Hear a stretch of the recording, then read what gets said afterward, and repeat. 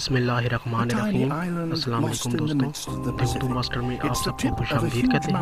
امید ہے آپ سب خیریت سے ہوں گے۔ دوستوں، آج ہم آپ کو ایسے ممالک کے بارے میں بتائیں گے جن کا اب دنیا میں کوئی وجود نہیں رہا۔ دوستوں، آزادی کا حصول کبھی بھی آسان نہیں رہا۔ اس کے لیے ایک طویل وقت تک سیاسی جنگ لڑنے کے علاوہ اپنی جان و مال کی قربانی دینا پڑتی ہے، اور تب کہیں جا کر آزادی نصیب ہوتی ہے اور ایک نیا ملک قائم ہوتا ہے۔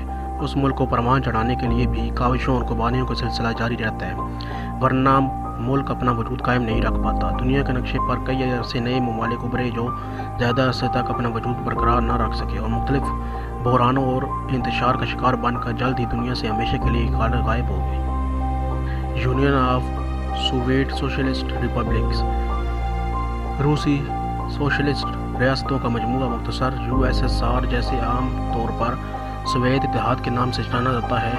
یہ آئینی اعتبار سے اشتراکی ریاست تھی جو یوریشیا میں 1922 سے 1991 تک قائم رہی۔ روس یعنی رشیا اس اتحاد کی سب سے زیادہ طاقتور ریاست کا نام ہے۔ 1945 سے لے کر 1991 تک اس کو امریکہ کے ساتھ دنیا کی ایک عظیم طاقت سپر پاور مانا جاتا تھا۔ متعدد ریاستوں کا مجموعہ ہونے کی وجہ سے یہ اس وقت دنیا کا سب سے بڑا ملک بھی تھا، لیکن کئی بحران کا شکار ہونے کی وجہ سے 1991 میں سوویت اتحاد تحلیل ہو گیا اور اس کے بعد متعدد ریاستوں نے آزادی کا اعلان کر دیا۔ یوگوسلاویہ یورپ میں واقع ملک تھا اور یہ پہلی بار 1918 میں قائم ہوا۔ اس کا قیام دو ریاستوں، ریاست سلوینیا کروشیا اور سربیا اور مملکت سربیا کے اتحاد سے عمل میں آیا، لیکن 1929 میں سرکاری طور پر باقاعدہ اس ملک کا نام تبدیل ہو گیا اور یوگوسلاویہ رکھ دیا گیا۔ دوسری عالمی جنگ کے بعد یہ ایک کمیونسٹ ملک بن گیا اور جوزف ٹیٹو کے حکمرانی میں آ گیا۔ 1980 میں جوزف کی موت کے بعد یہ خانہ جنگی کا شکار ہوا، جس کے نتیجے میں 7 نئی ریاستیں وجود میں آئیں اور یہ ملک اپنا وجود کھو بیٹھا۔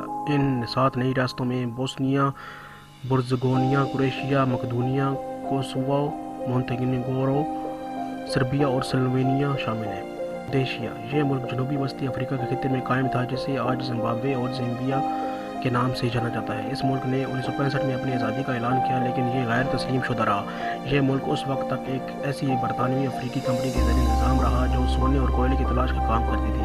1979 میں ایک جنگ کے بعد بالآخر اسے آزادی حاصل ہو اور اس کے بعد 1980 میں اسے زمبابوے کے طور پر تسلیم کیا گیا۔ آسٹریا ہنگری، یہ ملک 1867 میں آسٹریلیا کی سلطنت اور ہنگری کی سلطنت کے اتحاد کی صورت میں وجود میں آیا۔ اس میں 11 نسل پرست گروپ بھی شامل تھے اور یہ اس وقت کی دنیا کی سب سے بڑی کیتھولک سلطنت تھی جو کہ 1918 تک قائم رہی۔ یہ سلطنت قوم پرستی کا شکار بن کر تباہ ہو گئی۔ اس کے وجود سے جن ممالک نے جنم لیا ان میں آسٹریلیا، ہنگری، پولینڈ، چیکو سلواکیہ اور یوگوسلاویہ شامل تھے۔ نارتھ اینڈ ساؤتھ ویتنام، دوسری عالمی جنگ کے دوران ویتنام ایک فرانسیسی کالونی تھی جس پر جاپانی حکومت نے قبضہ جما رکھا تھا۔ جب جنگ میں جاپان کو شکست ہوئی تو ویتنامی فرانس کی حکومت سے بھی باہر نکل سکتے تھے، لیکن 1954 میں جنیویا کانفرنس نے اسے 2 ممالک شمالی ویتنام اور جنوبی ویتنام میں تقسیم کر دیا۔ شمالی ویتنام کمیونسٹ جبکہ جنوبی ویتنام اینٹی کمیونسٹ ملک تھا۔ تاہم اس کے بعد ایک طویل جنگ شروع ہو گئی جس میں امریکہ اور اس کے اتحادی شامل تھے۔ 1973 میں بالآخر امریکہ کو اس خونی جنگ میں ناکامی کا منہ دیکھنا پڑا اور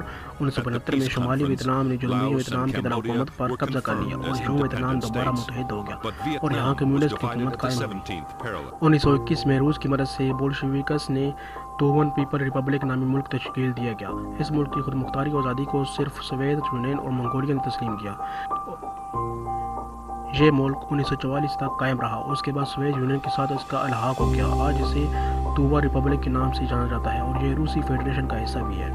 تو دوستوں، امید ہے آپ کو آج کی ویڈیو پسند آئی ہوگی، تو پلیز میرے چینل دی اردو ماسٹر کو زیادہ سے زیادہ لائک، سبسکرائب اور شیئر کریں تاکہ مزید ایسے ہی دلچسپ اور انفارمیٹیو ویڈیو آپ تک بنا کسی رکاوٹ کے پہنچتی رہیں۔ شکریہ۔